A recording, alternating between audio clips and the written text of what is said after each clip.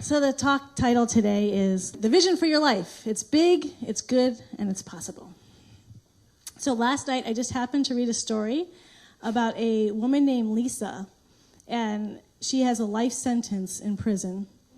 And while she's been in prison, she was trying to heal her relationship with her son and get it to a place that was meaningful and connected. And they only had these 15-minute visits. And they had this one 15-minute visit where they just were not seeing eye to eye. They didn't have the same perspective, and they got in a fight, and he stormed off. And she found out the next day that when he went home, he killed himself. And she was devastated, and her heart was ripped out, and the guilt, and, of course, losing her son. And then for her, it was added on that she had a belief that when someone takes their own life, they go to hell, to eternal hell. And so now she saw her son in an eternal hell, and so that took her even more to the edge. So she became suicidal herself, and they were concerned at the prison that she was going to take her life because she was just done. And so she made a commitment that she had signed up for a workshop that was coming to the prison, and she said, well, I promise I will not harm myself until I make it to this workshop. And this workshop was being done by a couple that started a program at University of Santa Monica. It's a spiritual psychology program. And I actually have had many friends who've taken this. It's a master's program, and their lives have transformed. So 10 years ago, they started taking it into the prison to offer it to these women. So she shows up, and through the course of the day, she's open enough, she's in pain enough that she can start hearing maybe another way of looking at the world, that this God is not a punishing God, that this God is an infinitely loving God, and that why we are here is to have lessons and to expand, but we're never punished for the mistakes that we make or the growth. And so he made a choice, and that he'll continue to learn from that choice on the other side of the veil, and there'll be continued love on the other side of the veil to support him to keep growing and learning that he's not done, and that love is still fully where he is, and it's right where she is. This was an earthquake for her. It was an entirely different way of looking at the world, as far more loving than she ever previously had conceived. And so as with her heart opening, as happens when we have a shift, and suddenly she wants to give. So she started a support group there in the prison with women who, that she called it the SOS group, Survivors of Suicide, for other women who had people who had committed suicide close to them. And beauty came from it. They created, they just saw a picture of it. They created a beautiful quilt with all the different squares representing the people who had taken their lives. And they found, then they heard about a high school where a lot of suicides had happened, so they started making squares for those teens who had taken their lives. So it's from this person in prison, life sentence, all this beauty and magnificence and healing has happened through her shift, because she was willing and opened her heart. The vision is happening in our life anytime we open ourselves up to that infinite love intelligence that is within us. It is always using us. It does not matter what the situation or circumstance of our life is ever. In any point in our time in our life, right now, God can use us to expand and open our hearts and experience more love, more good, more power, more beauty than we've ever known before, personally and uniquely to each and every one of us. So as we open to the vision for our life, that's what I mean by it's big, because it's always a step beyond where we were before. We're always growing and developing and evolving. Some of you may have heard of something called spiral dynamics or integral theory. There's now adult developmental psychology. When I went to Boston University, I took developmental classes, and the way I was taught was that when we get to about 21 to 25, we stop developing. But now they're saying, no, adults continue to develop. We are always developing. We are always evolving. And not only are we doing this individually, we're doing this as a planet. The planet is evolving. And so in spiral dynamics, what they're looking at is how cultures and as a people we have evolved through the evolution of our Earth. And what's happening now is they're saying now we are consciously co-creating this evolution. It was happening. Spirit has to evolve. Spirit is waking up as itself, and now there's more and more people who are waking up on this planet to their truth that we are one, and we are one in God. The clarity we need to have, because I think sometimes we get mixed up when we say there's only one power and one presence and we're one with it, is that oneness, there's two aspects of oneness. There's the primordial oneness in which everything is the same. We're just one. It's just one big blob. It's undifferentiated. It's just that which is before creation. But then Spirit brought itself into creation, into form, and that's what we're doing. That's this playground here we get to play on the planet. It's in form, and it's becoming, the evolution is about becoming more awake, and more awake is also individuating. We're becoming more and more individual self. We see it in every child that's born. They go through the individuation process of becoming a stronger sense of who they are as individuals. So where we are going, the vision for all of us is to become fully individuated and fully one. We know we're moving into the mystical realms when we're in paradox, when two seeming opposite statements are true. Our linear mind can't hold that reality.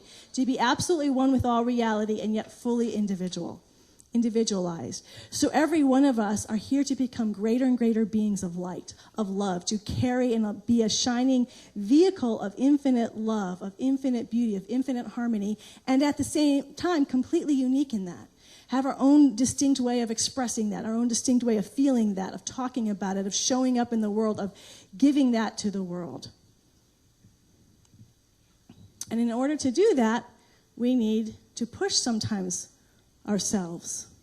So no matter where we are, we all have our own little individual growth. And so it's always good and it's always possible, but sometimes we need each other. I was recently inspired by a colleague of mine, Reverend David Alt. He already has what some would say is a very good life. He has a wonderful, thriving center in Atlanta, Georgia. He started a orphanage, a school for orphans in Cambodia. And just in general, things were going well, but he was feeling like there's more. I want to prove God more in my life. I'm feeling there's just a limit that I've hit. So the most important question we can always ask ourselves is, where am I growing now? Because we're here to evolve, to go past our safe places, past those boundaries where we feel most comfortable and most identified. So for him, as he's being in this question, he sees that there's this journey up Kilimanjaro in Africa. And he said it seemed like a really good idea at the time. So he takes a long time to tell the story, and it's a great story, and I've listened to it twice now because I find it so inspiring, but I don't have all the time he had to share it. So I'll just pick out highlights. So he goes to Kilimanjaro. It starts at like 9,000 feet. So he said from day one, people were throwing up and the altitude's so high. But he had prepared himself. So sometimes when we know we're about to push our boundaries, we prepare ourselves. We do our spiritual practices. We're a little more intent about what we're doing. And then, okay, I'm ready to really take myself to the next level. He said it really wasn't until about the fourth day, though, he hit his wall. He said just half an hour in. He said I was stumbling and frothing at the mouth, and I couldn't breathe. And he said at one point, the guide was saying, come on, you have to walk. And he didn't even realize he wasn't walking. He said, I'm just standing here, wobbling around. And he just hit this, I can't do it anymore. I can't do it. And so the guide came up to him, and he said, you can do this. You're going to walk. And he said he interlaced his hands in mine and started pulling me up the hill. Remember last week when we were saying, I promise I will never quit on you. This man kept pulling him up. He said, but they had hours and hours to go until they reached the summit. So it's increments. It's one step at a time. I will never let you quit. 45 more minutes. He kept saying 45 more minutes. He said, I don't know how many times he said 45 more minutes, but he's just let's do 45 more minutes. He said, at one point I stopped and made the mistake of closing my eyes, and the guy slapped me. You will not go unconscious. Because if you close your eyes, you'll go unconscious. They're so high altitude. I mean, he's exhausted. He said, you can't eat, and it's just they're not sleeping, and he said he was just dragging me up there, and I kept going. And he said, I got to a place of such surrender that I've never gotten to before. He said, all vestiges of my ego just completely dissolved. So even his desire to quit, and he had made a decision to quit, and had actually even formulated his essay of how he was going to share it to all his people, how he just did his best, but it wasn't. He just couldn't go that far. But he was so surrendered that even his decision to quit wasn't very strong. There wasn't any will behind his decision. And this other man said, I'm going to take you. You're not going to quit. You're not going to quit. My favorite part is, at one point he said, and if you make it to this next spot, you'll get a certificate. But there was a part of me that went and said, ooh, a certificate. The things that excite us. So he's being pulled up this mountain. He said it's hour after hour, and he finally gets to the summit. But he's in a place of just such complete surrender. And you're actually, I didn't know this, so it's over 19,000 feet in altitude. It's the highest peak in Africa. And you can only spend 20 minutes up there. The human body can't stay up there. So he bought his T-shirt with his church's name on it and left it there. And then he came down. But now he was a different person. He said that moment of complete surrender, of I was just going to let this guy continue to go, and I was going to go whether I wasn't with me, I just surrendered. He said that changed the entire landscape of my inner life. And that's what happens to us when we push past a border. Developmentalists call it an earthquake. That when we start to grow and we shift our worldview, we go through this earthquake. Even as I was looking at the stages of development, I can remember the earthquake at each of those stages. And sometimes, usually it takes a while. It's not something that happens overnight, where we just suddenly we get disoriented. And that's exactly what happened to him in a very intense, short amount of time. You get disoriented. I don't really understand what my worldview is. I don't get how I'm looking at the world. But it's different. It's shifting. And when we shift, suddenly an expansion happens. Prove me now. The vision for his life expanded. He came down the mountain. He said right from there he went to Switzerland. He said, I got to be a presenter in this incredible conference. And then they gave him an award, which he hadn't expected. Then he was invited to speak in a festival next year in Czechoslovakia in front of 50,000 people. Then he got a call and said, we want to give you a $20,000 grant for your school in Cambodia. Then he met the son of Maria Montessori, and the son said, I'll go to your school in Cambodia and bring the Montessori model. Then he got a call from Louise Hay and said, will you come and be a part of my thing that she's doing, some event she's doing, will you come and be a part of it? He said it just kept coming. All the good just kept pouring in. It's all the stuff that he had been hoping would happen by totally surrendering. It all poured in. By totally surrendering his ego to the infinite one, he didn't lose himself. He became more of a vehicle of that infinite one. He's become more of an individualized expression. That's the paradox. The more we surrender, the more we let go, the more we just say, this is God. The more we do that, the more God works through us in ways we can never even imagine. And it wasn't just in his personal life. He went to Paris after that and to meet his partner. And before his partner wasn't going to be there till the next day. So he was just enjoying the trip around Paris. And he said, I just was at this place, and there was an elderly woman, and she leans over and picks up a gold ring on the ground. And she said, is this yours? No, it's not mine. They looked. There's no inscription. She said, well, it's my religion to give things. I want you to have this gold ring. So I said, and then he said, well, it's my religion to receive things. So suddenly has this gold ring. He meets up with his partners. They're in Paris. They're walking around. And he said, we're on this beautiful walk. And then spray painted on this wall was someone had written, will you marry me? And he's like, oh. So he decides he has this gold ring. He asks his partner, he said, by the Seine River to marry him. And his partner says, yes.